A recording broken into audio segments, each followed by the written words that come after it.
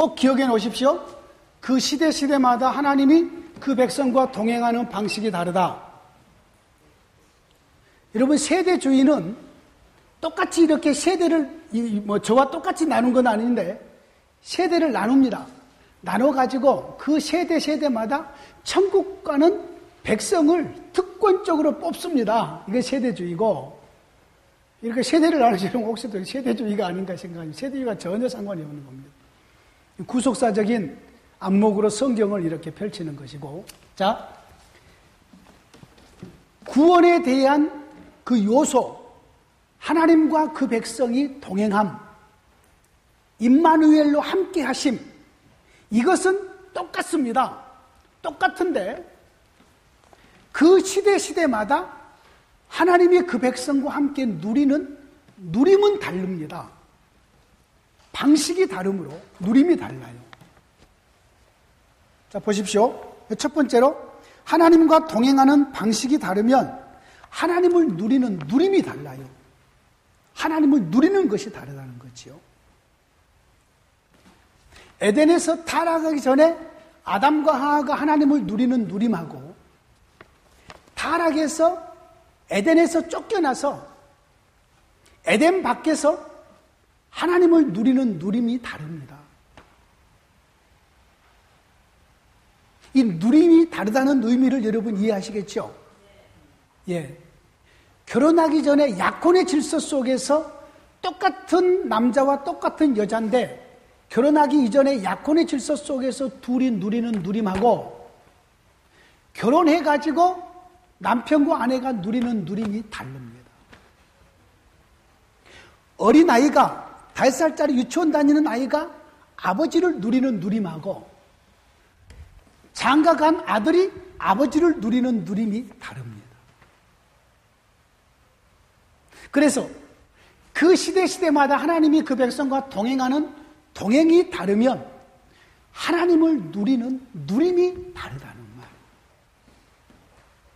우리 따라합니다. 믿음은 누립니다. 제가 집회를 가면은 맨 첫째 날은 믿음은 관계성이다. 두 번째로 믿음은 누립니다. 세 번째로 믿음은 기쁨이다.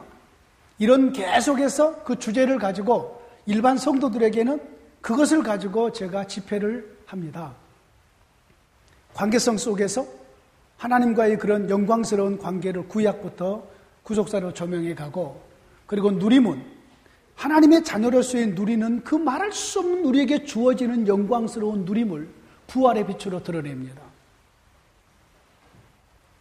여러분, 믿음은 하나님을 누림이에요. 누림. 하나님이 자기 아들을 아끼지 아니하시고 우리에게 내어주셨어요. 이 시대에 우리가 누리는 누림은 이전 시대에 하나님의 백성들이 누린 모든 누림보다 지금이 최고의 누림입니다. 이후에는 더 누리게 될 것입니다. 여러분, 역사는 단절되지 않고 역사는 후퇴하지도 않습니다. 지금 우리가 누리는 이 시대에 하나님을 누림이 최고의 누림이라는 것을 꼭 기억해 놓으십시오. 예수님 시대의 누림이 더 클 것 같습니까? 이때는요, 예수님이 불안해요. 그래 제자들이 근심하고 슬퍼했어요. 왜? 내가 떠날 것이다 라고 말해버리잖아요. 잘 따라다녔어요. 잘 따라다녀 예수님의 도움을 많이 얻었어요. 그런데 3년 가까이 다 됐을 때 예수님이 제자들에게 내가 너희를 떠날 것이다. 얼마나 불안하냐고요. 슬퍼하고 불안하고 근심되니까 우리 주님이 그래서 요한복음 14장에 마음에 근심하지 말아라. 하나님을 믿어도 나를 믿어라. 내 아버지 집에 거할 것이 많다 하면서 내가 가는 것이 너에게 유익이다 이러면서 말씀을 하잖아요. 그러니까 이때의 동행, 이때의 주님을 누리는 누림보다도 지금 우리가 주님을 누리는 누림이 훨씬 더 크고 훨씬 더 깊습니다. 비록 주님의 손을 만지지는 못했어도, 비록 주님의 얼굴을 우리가 보지는 못, 주님의 음성을 직접 듣지는 못했어도 그분의 영이 우리 가운데 오잖아요. 나를 본고로 믿느냐? 보지 않고 믿는 자가 더 복되도다. 여기 복되도라는 말이 뭔 줄 아세요, 여러분? 더 복되다, 더 부요한 하나님의 은혜를 맛볼 것이라는 말이에요. 더 부요한 하나님의 은혜를 맛봐요. 우리가 훨씬 부요한 은혜를 맛봐요. 예수님이 부활하셔서 맨 먼저 마리아를 통해서 제자들에게 뭐라고 전하라고 그랬나요? 여러분, 이런 것은 꼭 기억해 놓으면 좋습니다. 예수님이, 부활하신 예수님이 맨 먼저 마리아가 맨 먼저 주님을 만나죠. 동산직인 줄 알았는데, 동산직인 줄 알고 이 마리아가 말한 거 보십시오. 우리 주님의 시신을 어디다 놔뒀습니까? 나에게 주시면 내가 가지고 가겠다고 그래요. 그 여자의 몸으로 혼자서 가져가겠대요. 여러분, 이거 얼마나 주님을 사랑하는 마음이잖아요. 예? 그 굴입니다. 무덤은 굴이에요. 굴 속에서 그렇게 하겠다는 거예요. 그 예수님 무덤을. 그랬더니 우리 주님께서 마리아에게 이런 말을 해줍니다. 부활하신 예수님이 맨 먼저 우리 주님을 이제 마리아에게 보여주시죠. 자기가 부활하신 주님인 줄 알게 보여주죠. 그랬더니 주님을 가서 만지려고 그러니까 만지지 마라. 내가 내 아버지까지 올라가지 않았다. 그러면서 하는 유명한 말이 있어요. 너는 내 제자들에게 가서 내 아버지 곧 너희 아버지, 내 하나님 곧 너희 하나님께로 올라간다고 해라. 여러분, 이 말이 얼마나 중요한 내용인지 몰라요. 부활하신 예수님이 자기의 제자들과 이제는 한 형제로 묶어버려요. 자기를 따르는 그 제자들에게 내 아버지 곧 너희 아버지, 내 하나님 곧 너희 하나님께로 내가 올라간다고 그래요.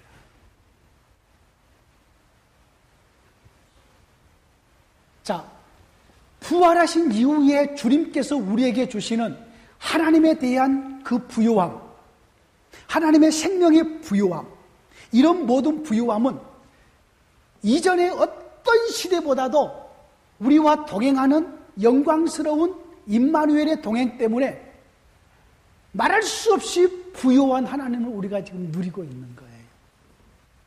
하나님을 누려요. 그러니까 동행하는 방식이 다르면 하나님을 누리는 누림도 달라요. 누림이 달라요. 하나님과 동행하는 방식이 다르면 생명의 부요함도 달라요. 생명의 부요함.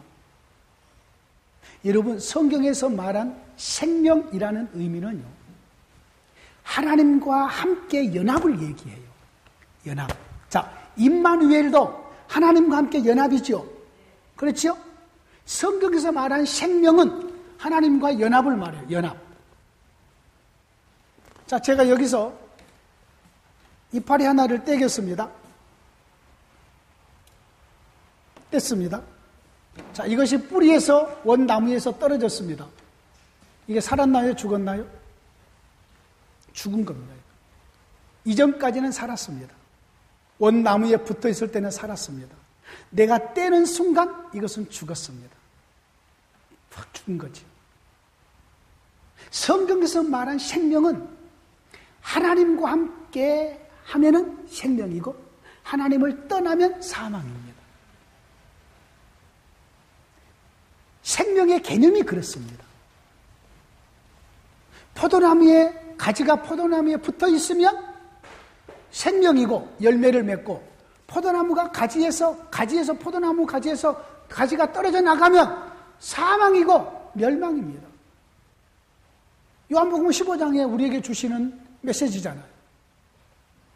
그러니까 여러분, 동행하는 방식이 다르면 생명의 부요함이 달라요. 생명이 없다라는 말이 아니라 부요함이 달라요. 부요함이. 보십시오. 에덴에서 범죄하기 전에 하나님과 함께 누리는 생명은 그래도 그런 대로 부요했어요. 완전하진 않았어요. 완전하지 않는 증거가 뭐지요? 지금까지 강의를 들으시면서 떠올려 보십시오. 먹지 말라. 선악과를 먹지 말라. 아직 완전한 걸 주지 않았기 때문에 먹지 말라 그런 거예요. 아직 여러분 구약에 먹지 말라는 말이 나온 것은 전부 아직 완전한 것이 오지 않았다는 말이에요. 아직 성숙하지 않았다는 말이에요. 아직 온전한 생명이 아직 오지 않았다는 의미에서 먹지 말라는 거예요. 자, 쫓겨났어요? 쫓겨난 때에 하나님과 함께 동행하는 방식이 달라버렸죠? 하나님이 자기를 드러내는 것이 지금 이제는 다르잖아요? 이때에 아담과 하와가 누리는 하나님의 생명이 이때는 목마름이고 부족함이지. 모세 때에는 좀 생명이 좀 더 부유하게 드러났어요. 성막에 하나님 임재하셨기 때문에. 솔로몬과 성전 때는 그보다 좀 더 부유하게 드러났다고 표현할 수 있어요. 예? 자, 그러다가 우리 예수님께 보세요. 예수님 이 땅에 오셨어요. 생명의 주님이 왔어요. 나를 아는 것이 생명이라. 예? 영생이다 그렇게 말하지요. 그때는 이전에 구약의 어떤 때보다 예수님이 육체로 오고 이 땅에 오실 때에 생명의 부유함이 더 크게 드러나요. 그런데 이때만 해도 온전한 생명이 아닌 것은 주님이 떠나신다는 말. 근데 이제는 떠나지 않으신 주님의 영이 우리 가운데 와서 영원히 떠나지 않으셔요. 그러므로 이때의 생명은 이전의 어떤 생명보다 더 부유해요. 타락하기 전에 아담과 하와가 누리는 생명보다 더 부유한 생명이에요. 왜요? 그때는 죄 지으면 하나님 앞에서 쫓겨났어요. 지금은 우리가 어떤 연약함이 혹시 있다고 할지라도 하나님이 우리에게서 자신의 성령을 거두지 않으셔요. 그러므로 생명의 부유함이 우리에게 지금 더 크게 드러나 있는 거지요. 생명의 부유함.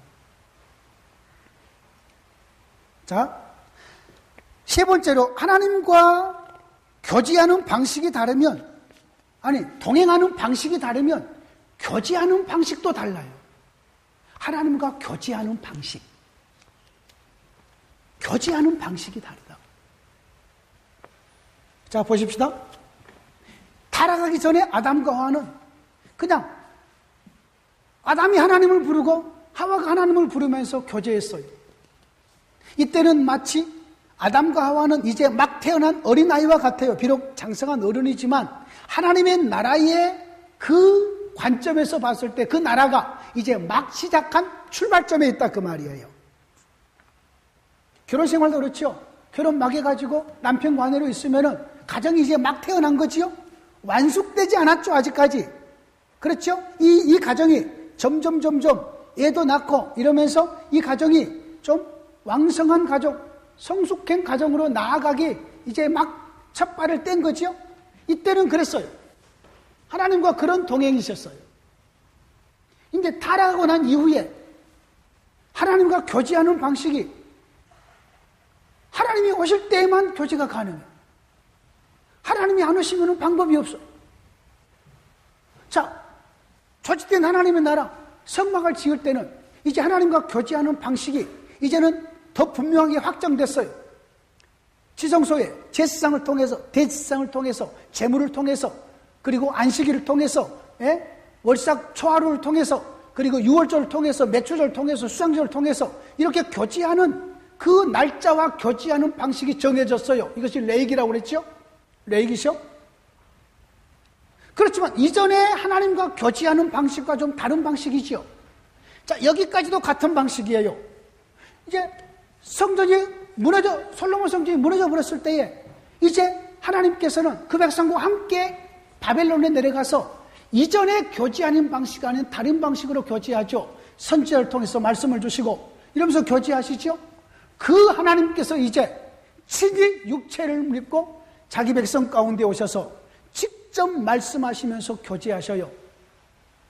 그래서 산상수훈, 마태복음 5장, 6장, 7장 산상수훈에 해석하는 열쇠가 있어요.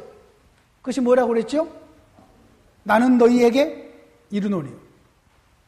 나는 너희에게 이르노니. 이것이 주님께서 직접 말씀하시는 말씀의 틀이에요. 구약의 모든 선지자들은 뭐라고 하나님의 말씀을 전해야 돼요? 여호와께서 가라사대. 하나님이 말씀하시기를 앞에 이것을 안 붙이면은 끝이에요. 거짓 선지자예요. 여러분 이 구분해 놓으셔야 돼요. 사복음서를 해석하는 열쇠 중에 하나가 나는 너희에게 이르노니 내가 진실로 진실로 너희에게 이르노니 내가 진실로 진실로 너희에게 이르노니 이 말이 예수님 자신이 하나님이라는 말이에요. 선지자가 아니에요.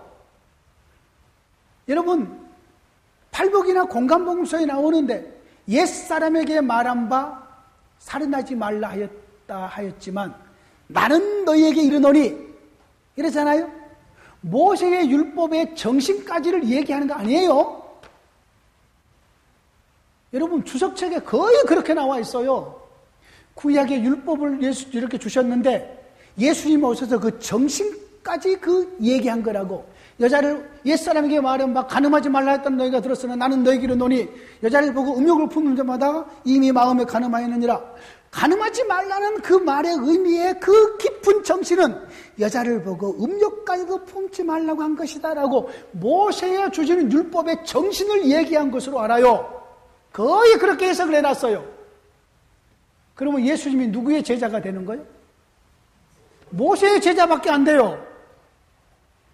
옛 율법을 끝내시고 이 주님이 새로운 법을 주신 것이에요. 나는 너희에게 이른다 그러잖아요. 전에 모세 율법을 주신 분도 예수님이셨다니까요. 그 예수님이 이제 자신의 나라를 새롭게 가지고 와서 새롭게 자기의 나라의 법을 그 백성들에게 주신 것이지 그 모세의 율법에 지금 정신까지를 얘기한 게 아니에요. 여러분 그거 여러분 속지 마셔요. 정신을 얘기하면 예수님은 모세의 후계자나 모세의 제자밖에 안 돼요. 예수님은 모세를 창조하신 분이시고 모세에게 율법을 주시는 하나님이셔요. 그 하나님이 말씀하셔요. 옛사람에게 말한 바 맹세하지 말라고 말했다네 그렇게 했지만 나는 너에게 이른다. 이렇게 해라. 예모 내고 아니면 아니라래라. 우리의 평상시의 말이 맹세한 것처럼 그렇게 살라는 말이죠.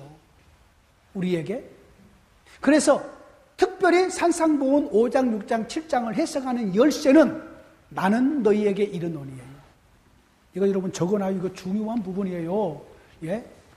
중요한 팁이에요. 팁. 이것은 정말 중요한 것이에요.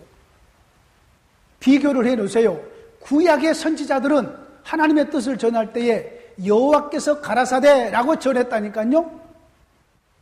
그런데 아들은 이 땅에 와서 하나님이 아들로 와서 그 예수님은 나는 너희에게 이르노니 그래버려요. 나는 너희에게 이르노니라고 말씀하실 수 있는 분은 하나님밖에 없어요. 우리 주님께서 말하잖아요. 인자야 내 제사함을 받았느니라. 제사함을 받았느니라는 말과 일어나 침상을 가지고 걸어가라는 말 어느 말이 더 쉬워요? 어느 말이 더 쉽냐고요? 여러분 저 말 못 알아보면 영어로 얘기해줘요? 호시다 이스다 이러고 어떤 말이 더 쉬워요? 제사함을 받았니란 말이 훨씬 더 사람들에게 쉽죠? 왜 표시가 나요 안 나요? 안 나요. 근데 침상을 가지고 걸어가라 그러면은 안 걸어가면 누구 완전히 끝이잖아요. 그죠? 물어보고 나서 우리 주님께서 그래 놓고 나서는 너 침상을 가지고 걸어가라. 들고 일어났어요. 그렇잖아요. 예수님이 죄를 사할 수 있는 권세가 있는 것을 알게 하기 위해서 그랬다고 그랬죠. 예수님이 하시는 말씀은 전부 예수님이 하나님의 말씀이에요. 하나님의 말씀. 자, 그래서 하나님과 동행하는 방식이 다르면 하나님을 누리는 누림도 다르고 생명의 부유함도 다르고 하나님과 교제하는 방식도 달라요. 또 하나님과 교제하는 하나님과 동행하는 방식이 다르면 신분도 달라요. 신분. 여러분 이것을 오해 없이 들으셔야 돼요. 구약에는 하나님께서 구약의 대표가 누구라고요? 모세. 구약의 대표는 모세요, 모세. 신약의 대표는 누구요? 예수님. 그럼 구약에는 모세는 하나님 입에 충성하는 종이요, 종. 종. 여러분, 구약의 대표가 모세라는 개념을 이제 내일 더 분명히 알게 될 거예요. 하나님이 모세에게 주시는 모세에 주시는 그 율법의, 그 성전의 도식, 모세에게 주시는 율법의 고식, 이것이 모든 성경의 끝까지 연결이 돼요. 그래서 모든 구약과 신약을 푸는 열쇠예요, 열쇠. 모세에게 주시는 모세 율법의 도식이, 성전의 도식, 하나님과 교제하는 도식, 이것이 이렇게 생각하시면 됩니다. 하나님께서 모세를 통해 주시는 그 성전에서 교제하는 그 교제의 방식을, 이건 땅에서의 교제잖아요. 이것을 아들 안에서 하늘의 영광스러운 성소로 완성하심이에요. 이것이 성경의 전체적인 흐름이거든요. 자, 그런데 하나님과 동행하는 방식이 다르면은 구약은 전부 다 모세 아래에 있기 때문에 전부 다 구약의 백성들은 하나님이 종처럼 대우하셔요. 종처럼. 종은 아닌데 구약의 백성이나 신약의 백성이나 전부 다 하나님의 백성은 백성이에요. 근데 구약의 백성은 하나님께서 거리를 두시고 종을 대우하듯이 하나님께서 조절하셔서 대우하신다, 그 말이에요. 아주 제가 지난번에 얘기했잖아요. 아주 부잣집 수천억을, 수천조를 가지고 있는 부잣집 주인이 유치원 다니는 아들에게 용돈을 10,000원 주고 20,000원 밖에 안 줘요. 왜? 아직 어리니까. 어린애 취급하고 조절하는 거죠, 조절. 그렇죠? 이것이 구약이에요. 똑같은 아들이에요. 그런데 구약 시대 때는 아직 죄 문제가 처리되지 않는 구약의 죄가 전체적으로 지배하는 그런, 아직 예수님이 오셔서 십자가 지기 이전에 모든 시대는 전부 다 죄 아래 가두어졌다고 그랬죠. 그래서 하나님께서 조절하시는 방식으로 구약의 모든 자기 백성들은 종처럼 취급하시는, 종이라고 부르시는 거죠. 쉽게 말해서요. 신약은 아들이 오셨잖아요. 아들이 이루신 구속의 은혜 때문에 아들 안에서 신약의 모든 예수 그리스도 안에 있는 자들은 하나님을 아빠, 아버지라고 부르는 하나님이 아들 취급해 주셔요. 그 시대마다 하나님의 그 백성과 동행하는 방식이 다르니까 이 시대는 하나님을 아들이라고 취급해 주신다니까요. 저와 여러분들이 하나님의 아들이에요. 내가 그 전도사 할 때 많이 불렀던 찬양이 있어요. 또 공공공공 나는 공주다, 하나님 나라에 나는 왕왕왕왕 나는 왕자다, 하나님 나라에 나는 왕자다. 그렇잖아요. 구약의 어떤 하나님의 선지자가 하나님의 왕이 하나님 아버지라고 부른 적이 있었던가요? 없어요. 신약에는 지극히 작은 자라도 예수 그리스도의 영을 모시는 우리가 하나님 아버지라고 불러요. 아들의 영을 우리가 받았기 때문이지요. 구약의 백성이나 신약의 백성이나 똑같은 하나님의 나라의 백성이에요. 구약에는 종이고 신약에는 아들이고 이렇게 신분이 다르다는 것이 아니지만 그 시대에는 하나님이 그렇게 조절해서 그 백성들을 대우하셨고, 신약에는 아들 안에서 하나님이 이렇게 우리를 영광스러운 아들로 대우해 주신다, 그 말이에요. 여러분이 식당집 주인이에요? 식당집 주인, 여러분 종업원이 친구가 왔어요. 그러면 그 종업원 친구를 누구처럼 대하겠어? 종업원 수준으로 대하죠. 어디 여기 와서 밥 먹어? 그쪽에서 상 차려주고 같이 먹어. 거기서 끝이죠. 자기 아들이 자기 친구 데려왔어요. 그러면 자기 아들 친구인데 누구처럼 대우해 주겠어? 아들처럼 대우해 줘요. 종업원 친구가 자기 아들 친구라면 그럼 어떻게 대우하겠어? 종업원을 찾아왔을 때는 종업원처럼 대우하겠고, 아들을 찾아오면 아들처럼 대우해 주지 않겠어? 모세 아래에 있을 때는 전부 다 모세처럼 대우하고, 예수님 아래에 있을 때는 전부 예수님처럼 대우해 줍니다. 할렐루야. 주님이 우리 예수님처럼 우리 하나님이 저와 여러분들을 대우해 주심을 믿으시기를 원합니다. 그 시대마다 동행하는 방식이 다르면 신분이 이렇게 달라요. 네 가지 했습니다. 첫 번째로 동행하는 방식이 다르면 하나님을 누리는 누림이 달라요. 동행하는 방식이 다르면 생명의 부유함이 달라요. 동행하는 방식이 다르면 교제하는 방식도 달라요. 동행하는 방식이 다르면 신분이 달라요. 여러분, 이것을 구별할 줄 알면은 지금 우리 시대에 와 있는 그 부유함이 얼마나 큼을 알게 돼요. 얼마나 큼을. 자, 다섯 번째로. 그 시대마다 하나님이 그 백성과 동행하는 방식이 다르면 사명도 달라요. 사명.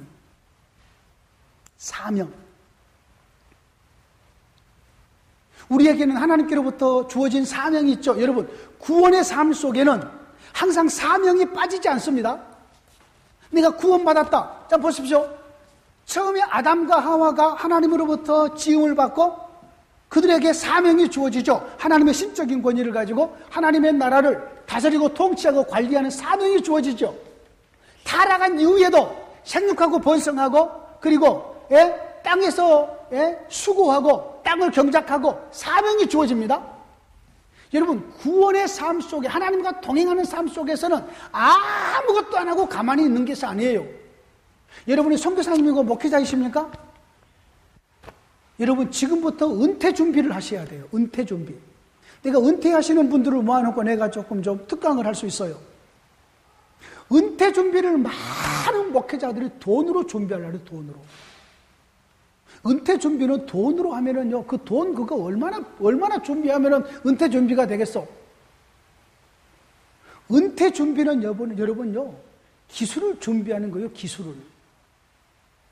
계속해서 죽을 때까지 남을 섬길 수 있는 기술을 준비하는 거예요, 기술을.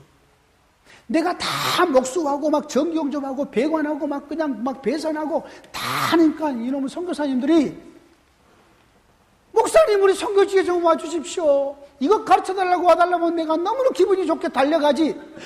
와서 선교관 짓는데 조금 도와주세요. 학교 짓는데 와서 도와주세요. 내가 우리 교회에서도 힘들어 죽겠는데 내가 거기까지 가서 그것 하고 있겠어? 필요하면 하겠지만 내가 우리 장로님들에게 우리 장로님들이 저에게는 우리가 목사님 잘못 만나서 이렇게 고생한다고. 그럼 내가 목사가 장로님들 잘못 만나서 이렇게 고생하고 있다고.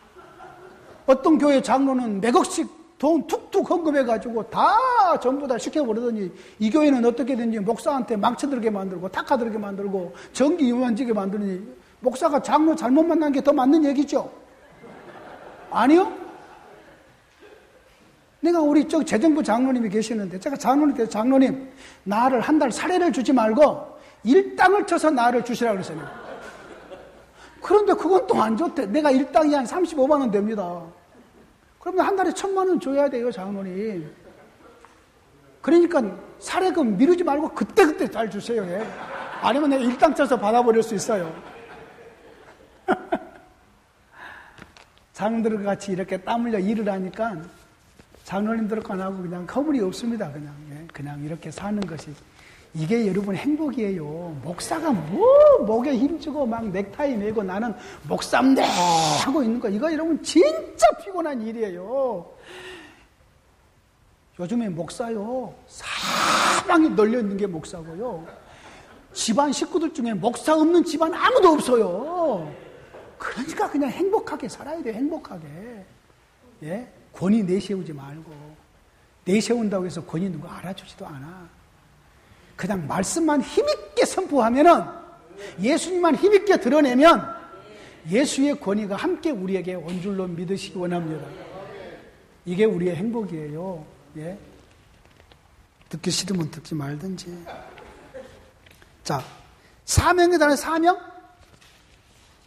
동행하는 방식이 다르면 사명이 달라요. 여러분, 구약에는 하나님이 언제 아브라함에게 너가 저 애굽에 내려가서 좀 나의 복음을 전해라. 이삭에게 너가 저 모압에 가서 나의 복음을 전해라. 온 세계로 사명자로 보낸 적 있나요? 없어요. 요나도 하나님 니느웨로 보내면서 가서 멸망을 가서 선포해라. 안 그러면은 니누에 내가 멸망시키겠다. 제 돌이키게 해라. 물론 구약에도 하나님이 이방 백성을 버리는 건 아니에요. 그러나 구약의 하나님께서는 동행할 때에 아브라함에게 주어지는 사명, 이삭에게, 야곱에게 주어지는 사명이 다 달라요.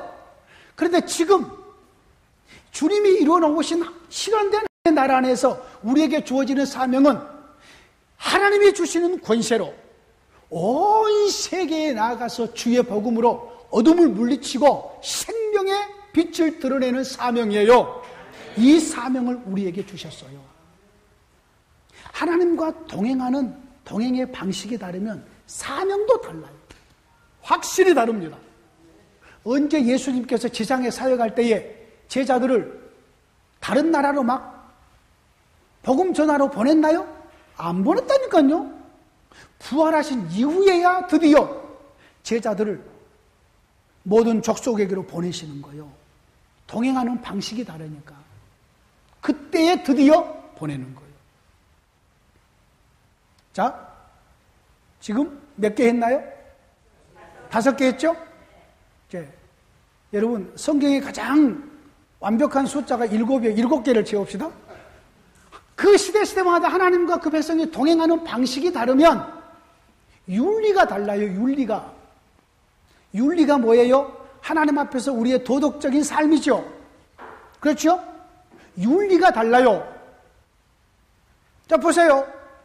타락한 이후에 보세요. 여러분, 타락하기 전에 아담과 하와, 한 남자, 한 여자, 둘이 결혼했어요. 한 몸이 됐어요. 타락한 이후에 보십시오. 예? 믿음의 조상 아브라함부터, 예? 사라가 있고, 구드라가 있고, 예? 하갈이 있고, 막 여자가 막 몇 명씩 되죠. 이스라엘 백성을 애굽에서 이끌어내는 모세 보세요. 예?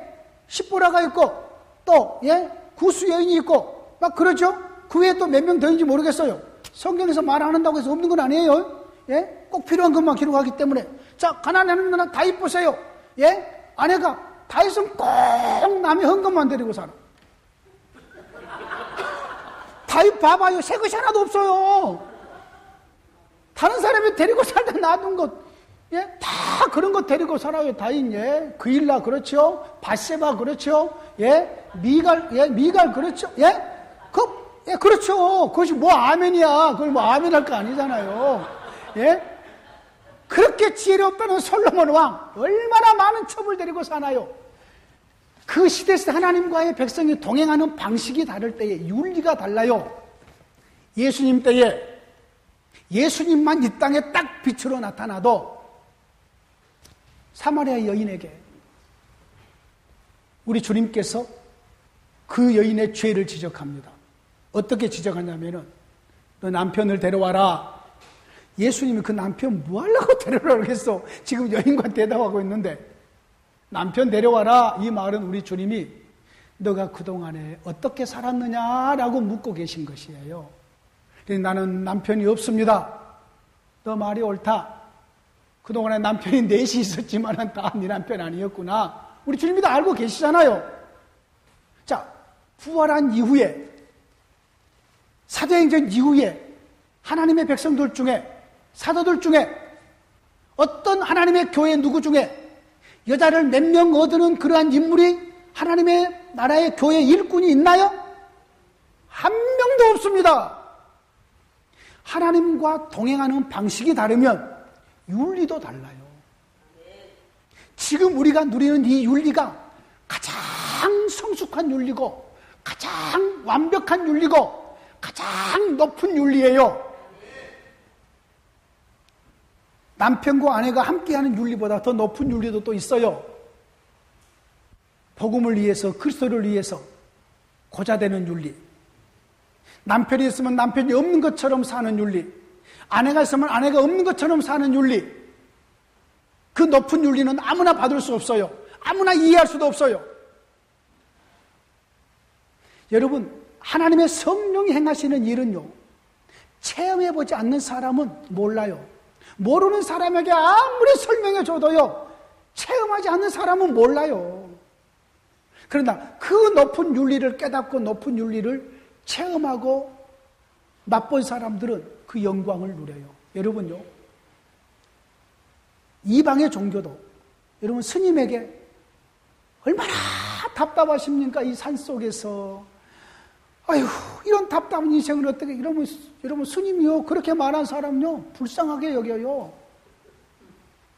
이곳에서 돌을 닦고, 산은 산이요, 물은 물이요, 이런 좋은 공기 좋은 곳에서 이 영광스러움을 모르는 중생들이 불쌍하지요. 이렇게 말을 하지, 이방 종교도 그 종교에 체험을 하고 심취하게 되면은 다른 모든 사람들이 전부 다 불쌍하게 느껴져요. 몰라요. 더군다나 신비, 바울이 삼층천에 올라가는 그 신비, 그 영광스러움, 그 은혜를 깊이 체험하고 나면은 아무리 설명을 해도 체험하지 않는 사람은 몰라요. 부부의 윤리보다 더 높은 윤리, 더 높은 윤리가 우리에게 있어요. 우리 주님께서 새 시대에 부활 안에 빛 안에서 주어지는 윤리가 있어요. 이 윤리는 아무리 설명해도 모르기 때문에 모르는 사람에게 더 이상 말할 필요가 없어요.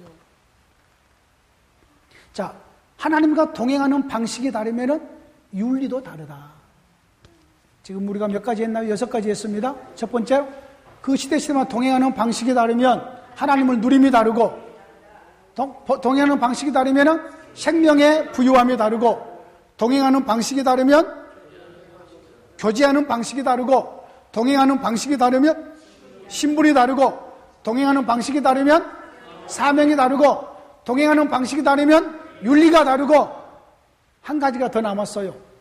동행하는 방식이 다르면 복이 달라요. 복이. 여러분, 구약시대 때는 하나님의 보좌가 땅에 설치되어 있어요. 땅에. 그렇죠? 하나님의 보좌가 땅에 설치되어 있고, 가나안의 하나님의 나라는 땅에 설치된 하나님의 나라예요. 그러므로 구약시대의 하나님의 복은 땅의 복으로 와요. 땅의 복으로. 어느 한 자는 복 있나니 땅을 기업으로 받을 것이며. 여러분 보십시오. 구약의 신명기 28장에 하나님의 복을 얘기할 때 전부 다 땅의 복이에요. 들어가도 나가도 복을 받고, 떡반죽 그릇이 복을 받고, 우양의 새끼가 복을 받고, 가축이 복을 받고, 모든 게 전부 다 땅의 복으로 주죠. 구약에는 땅의 복이에요. 왜? 아직 하늘이 안 열릴 시대였기 때문에.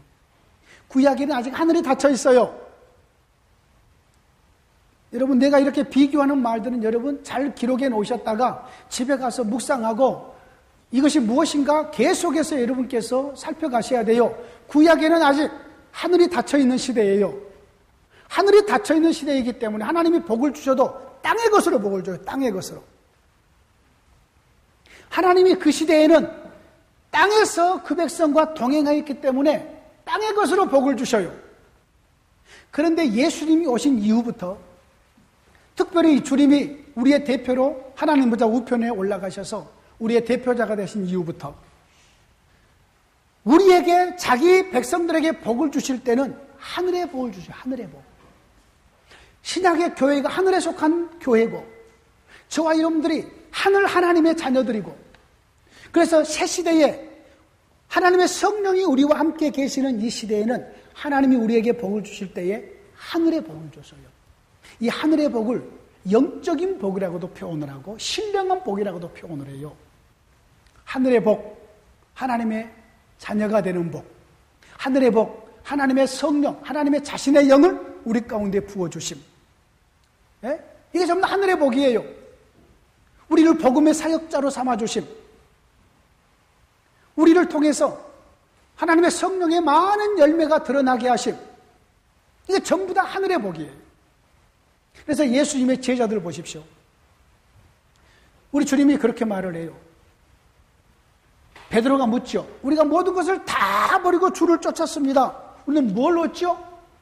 그때 우리 주님께서 뭐라냐면, 누가복음에서 주님이 주시는 말씀을 내가 중심으로 얘기할게요. 왜냐하면 우리는 누가복음의 배경이니까. 나를 위해서 집이나 부모나 형제나 자매나 처자를 버리는 자는 이 세상에서 100배나 받고, 여러분 100배나 받았나요? 뭘로 100배 받았어? 뭘로? 뭘로 100배나 받아요? 거기 100배나 받고, 여러분, 성경에 30배, 60배, 100배, 이 100배라는 이 말이 꼭 100이라는 말이 아니라 셀 수 없이 많은 걸 주신다는 거예요. 여러분, 아프리카 쪽에서는 숫자를 세는데, 하나, 둘, 셋, 그 다음에 많다, 그래요.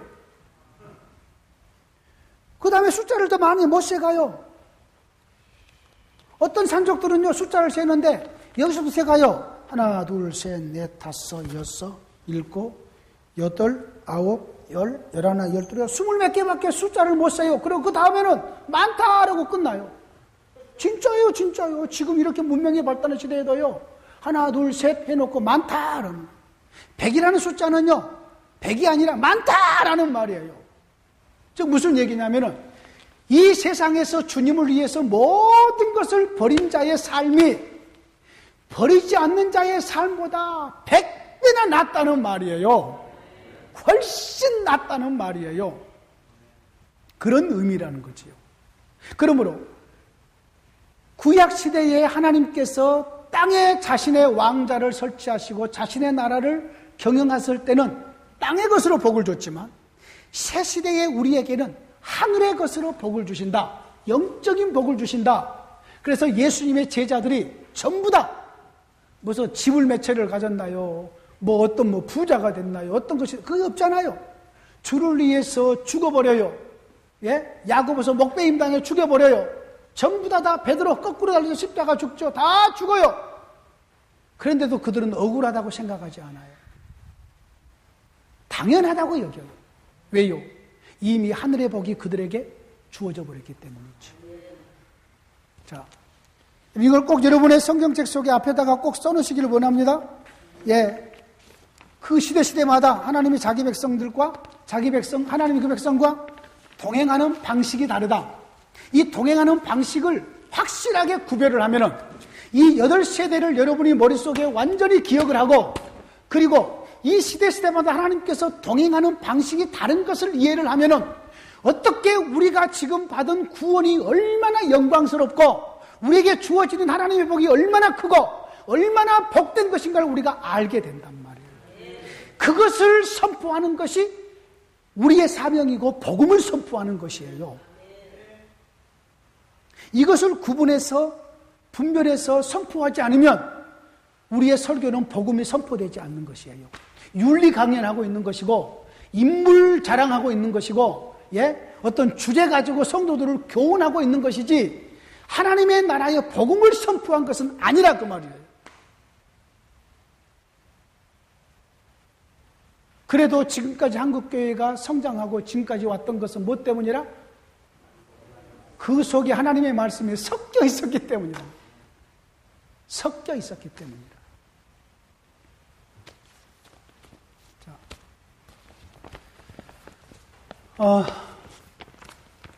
우리 동기 목사님 오셨는데 기도 한번 하시고 다 끝나죠. 한번 기도해 주십시오. 하나님 감사합니다. 성경의 대주제인 예수 그리스도와 그의 나라에 관해서 풍성한 말씀을 주신 것 감사합니다. 오늘 이 말씀이 우리의 삶의 실제가 되어서 아멘. 나와 교회가 살고 아멘. 우리를 만나는 영혼이 일어나고 아멘. 현장이 하나님의 영광을 볼 수 있도록 우리 남은 생을 사용하여 주시는 것 감사합니다. 아멘. 사랑하는 목사님과 교회와 섬기는 현장들에 하나님의 영광이 드러나는 능력의 복음으로 하나님께서 홀로 영광을 받으시옵소서. 아멘. 우리 구주 예수 그리스도의 이름으로 감사하며 기도드리옵나이다. 아멘. 아멘. 감사합니다.